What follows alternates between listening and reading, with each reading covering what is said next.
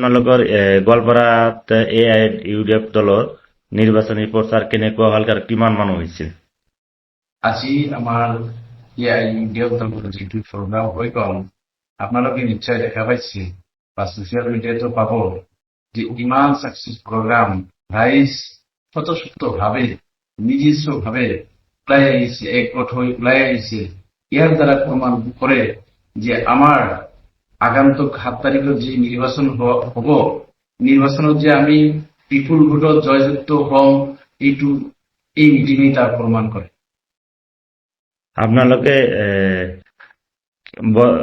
বদৰ হুজুৰে ধুবুৰী লোকসভাত কিমান ভোটত জয়যুক্ত হ'ব বুলি আশাবাদী?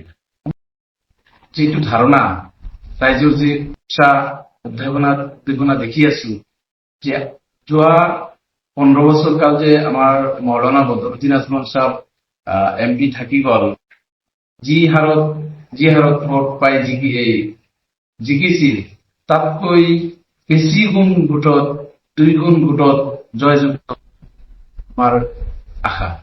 গোৱালপাৰা জিলাত কংগ্ৰেছৰ বিধায়ক কেইজনে চিঞৰ বাখৰ কৰি আছে যে ৰকিবুল হুছেইনে 5-6 লাখ ভোটত জিকিব। আরে ভাই, আপনি কি কয়? আপনারা তো জানেন এই বিধায়কজন এতিয়া পগলা হয়েছে, পাগলা বলি কব। কারণ নিজকে যে রজা বলে এবার দাবি করে, এবার গুন্ডা বলে দাবি করে, সেই যেন আর কেনেকুৱা মানুহ হব পারে কওকচোন। আর তার কথা তাই যে ভোট দিব নাকি? আজিৰ দিনত যদি এসেম্বলি ইলেকশন হয়, তেওঁ যে কিমান নাম্বাৰত আহি যাব তাৰ কোনো সিরিয়াল নাম্বার যে নাথাকিব, এইটো একদম 100% শিওর আমি। কারণ রাইজের মাজত যে তার কোনো গণভিত্তি নাই, এইটো হি অলরেডি গমে পাইছে। কারণ যোৱাবাৰ ইলেকশনত যে হি জিকিছে AIUDF দলৰ মুৰব্বী তথা মৌলানা বদৰুদ্দিন আজমল, তেখেতৰ ভৰিত ধৰিহে হি MLA হৈছে। যদি আমার AIUDF দলে যদি সমর্থন নিদিলেহেঁতেন, তেওঁৰ কোনো সিরিয়ালে নাথাকিলেহেঁতেন। আজিৰ দিনত হি চিঞৰ বাখৰ কৰি আছে, নিজকে গুন্ডা বুলি দাবী কৰি আছে। আমি গুন্ডা হিচাপত নির্বাচিত করেছো এনে বিধায়ক হিসাবত নির্বাচিত করছো? বিজনেস কোনে চলায়? যদি বিজনেস চলাই আছে, তেও যদি গুন্ডা হয়, তেনেহলে বিজনেস কেউ বন্ধ করবা নোৱাৰে। যেহেতু জনপ্রতিনিধি, তেওকে তো দায়িত্ব দেওয়া হয়েছে, আমার ডেভেলপমেন্টের দায়িত্ব দিয়া হয়েছে, কেউ তেও বাধা দিয়ে রাখবো নোৱাৰে। কারণ তেও নিজেই যে এজন ব্যবসায়ী, সেইটো অলরেডি রাইজে গম পাইছে। আপনি আহক চাওক, আমাৰ তেওঁৰ কেইটা ইটাৰ ভাটা, তেনেকুৱা বদৰুদ্দিন আজমলৰ তেনেকুৱা ইটাৰ ভাটা আছে নেকি চাওকচোন কৰবাত। আৰু তেওঁ যে নিজে এই MLA লেডিৰ কাম বিলাক কৰি আছে, তেওঁ নিজে কৰে। তেওঁ মানুহক দিতো দূৰৰ কথা, তেওঁ নিজে কৰে সোলার স্ট্রিট লাইটের প্রজেক্ট ধরে, যত নাকি 80% বেনিফিট আছে। কিয়? এটা রাস্তাঘাট নাই, আমার রাস্তাঘাটের সমস্যা নাই, আমার বেলেগ কোনো সমস্যা নাই নাকি? আমার পহর লাগে নাকি? পহরের বাইরে আমার রাস্তাঘাটের সমস্যা নাই নাকি? সৰু রাস্তা ইলেকট্রিক করা কিয় নধরে? কারণ রাস্তাঘাটর যদি কাম করে, এইটুক যে বেনিফিট নহব, এই কারণে স্ট্রিট লাইটের বিজনেস চলাই আছে। তেওঁ নিজেই এজন বিজনেসম্যান। আৰু যেটো প্রশ্ন করেছে যে মৌলানা বদরুদ্দিন আজমল এজন বিজনেসম্যান, হয় বিজনেসম্যান, কিন্তু তেওঁৰ বিজনেসম্যানের জড়িয়তে, তেওঁ বিজনেসের জড়িয়তে আমার রাইজে উপকৃত হয়ে আছে। ইয়ার সেফর এক্সাম্পল চাওক আপনি, এই আমার ওচৰত যেটো আল সালাম হসপিটালত আজিৰ দিনতো এই ইউরোলজির ডক্টরের ভিজিট কিমান গম পাইনে? 300। গোটেই অসমত, মই গোৱালপাৰা বুলি কোৱা নাই, গুৱাহাটী বুলি কোৱা নাই, গোটেই অসমত আল সালামৰ বাহিৰে যদি আৰু কোনোবা এটা দ্বিতীয় এটা হসপিটাল বিচাৰি পায় যে তাত ইউরোলজি ডক্টর এজনৰ ভিজিট 300, তেনেহলে মই রাজনীতি জীবন ত্যাগ কৰিম। আজিৰ দিনত চাওক, বদৰুদ্দিন আজমল যি MP ফাণ্ডৰ কাম লুটি পুটি খাই আছে, যিটো অভিযোগ কৰি আছে, যতে যাব তাতে বদৰুদ্দিন আজমলৰ পাব, প্রজেক্ট পাব। কারণ আপনার কিয় যাও, মেডিকেল কলেজত যাও, মেডিকেল কলেজত যাই দেখা পাবো ধুবুৰী মেডিকেল কলেজত তার 5 কোটি অনুদান আছে।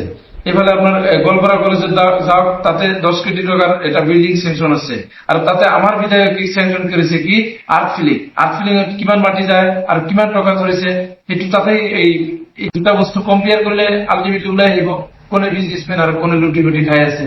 বদরুদ্দিন আজমলৰ এই এমপি ফান্ডৰ টকা দি যে কিবা এটা কৰিব এইটো তাৰ ইচ্ছা নাই আৰু তেওঁ নকৰেও, কাৰণ তাৰ বহুত ডাঙৰ ডাঙৰ বিজনেস আছে।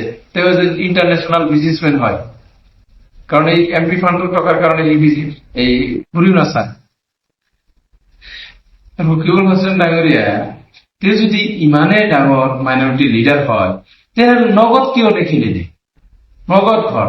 নগদ নেখেলি তেওঁ ধুবুৰী আহিব লগা হল কিয়?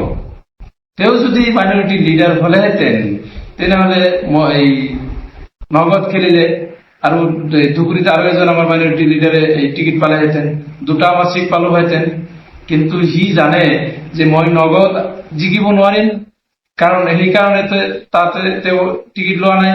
ইয়াতে আহিছে মাত্ৰ তেওঁৰ লিডাৰশ্বিপ দেখাবৰ কাৰণে, আৰু তেওঁৰ লিডাৰশ্বিপ যে এনেকৈ ধ্বংস হব তাৰ এটা প্ৰুফ দিও আপোনালোকক, যে ইয়াৰ আগতে অজিত চৌধুৰী ডাঙৰীয়া তেওঁ এজন ভাল লিডাৰ আছিল কংগ্ৰেছৰ। এই আমাৰ মৌলানা বদৰুদ্দিন আজমলৰ লগত লাগি তেওঁৰ আজি এই নাম নিশানা নোহোৱা হৈ গৈছে। ঠিক তেনেকুৱা আজিৰ দিনত এই ৰকিবুল হোসেনৰো তেনেকুৱা অৱস্থা হব বুলি মোৰ ধাৰণা, যে এই তেওঁৰ নাম নিশানা যাব, এই তাৰ কোনো অস্তিত্ব নাথাকিব। তেওঁ এতিয়া ইয়াতে আহিছে একমাত্ৰ, যিটো মই শুনি আছো ছচিয়েল মিডিয়াৰ যোগে বা বিভিন্ন সূত্ৰত শুনা পাই আছো, যে তেওঁ একচুৱেলি ধুবুৰী লোকসভাত ইলেকশন খেলার কন্টেস্ট করার মূল উদ্দেশ্যটো হল তেওঁৰ কালেকশন করা। এটা সমষ্টিত ৩০-৪ জনক টিকিট দিব, এই আশা দি প্ৰলোভন দি বিভিন্ন ধৰণৰ কালেকশন কৰা বুলি শুনা পালো। কিমান দূৰ সত্য আপোনালোকে ইনভেষ্টিগেশ্যন কৰিলে গম পাব। আৰু তেওঁ যে এজন অহংকাৰী মানুহ, তাৰ এটা প্ৰমাণ যে আমাৰ গোৱালপাৰা পশ্চিম সমষ্টিৰ বিধায়ক অৰ্থাৎ আব্দুল ৰছিদ মণ্ডল ডাঙৰীয়া, তেওঁ এজন কংগ্ৰেছৰ ডাঙৰ লিডাৰ। আমি 3বাৰৰ বিধায়ক, যিহেতু কংগ্ৰেছৰ পৰাই নিৰ্বাচিত হৈছিল, তেওঁকো মাতা নাই। ইভেন কি তেওঁৰ যিবিলাক অনুগামী সিহঁতকো মাতা নাই।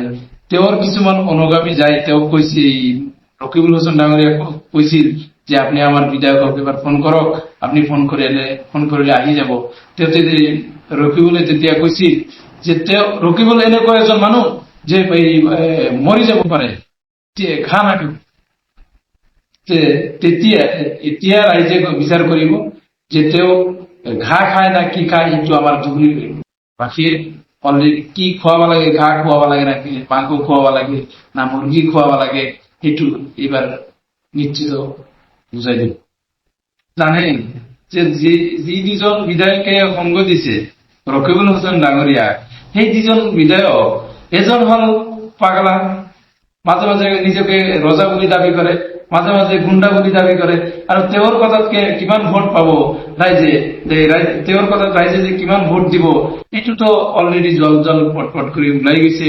আৰু এজন বিধায়ক যে আছে এই ধলেশ্বৰ সমষ্টিৰ আফতাবউদ্দিন মোল্লা ডাঙৰীয়া, তেওঁ নিজে যে এজন ৰাজনীতিৰ একো নাজানে, ইয়াৰ প্ৰমাণ দিও। কিছুদিন আগতে এটা নিউজত মই বাদ দিয়া শুনা পালো যে তেওঁ কৈ আছে 22-23 লোকসভা ইলেকশন আছে নহয়, 22-23 লোকসভা ইলেকশন আছে নহয়।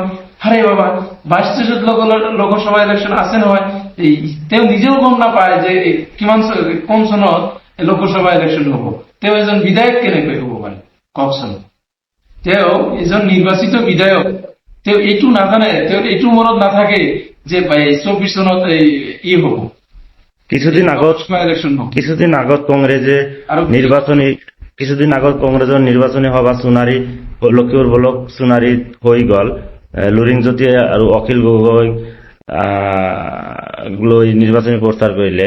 আপোনাৰ অহাকালি 2 তাৰিখ আপোনালোকৰ নিৰ্বাচনী প্ৰচাৰ, তো আপোনালোকে কি অনুভৱ কৰে, কিমান মানুহ হব তাত? গগৈ গগৈ গগৈ ত্ৰিপুল গগৈ, এটা নহয়, গগৈ ত্ৰিপুল গগৈ। কথাষাৰ এইকাৰণে আমি কৈছো, গগৈ লাগি, অৰ্থাৎ আমাৰ মাননীয় মুখ্যমন্ত্ৰী প্ৰয়াত তৰুণ গগৈ ডাঙৰীয়া সেই সময়ত কৈছিল যে হু ইজ বদৰুদ্দিন। তেওঁতো গুচি গল, তথাপি আমাৰ এই ইউডিএফ দল শেষ কৰিব নোৱাৰিলে। আৰু এই ত্ৰিপুল গগৈ যে এক ভোট হৈ যে আমাক কেনেকৈ আমাৰ দল কেনেকৈ শেষ কৰিব এইটো অসম্ভৱ।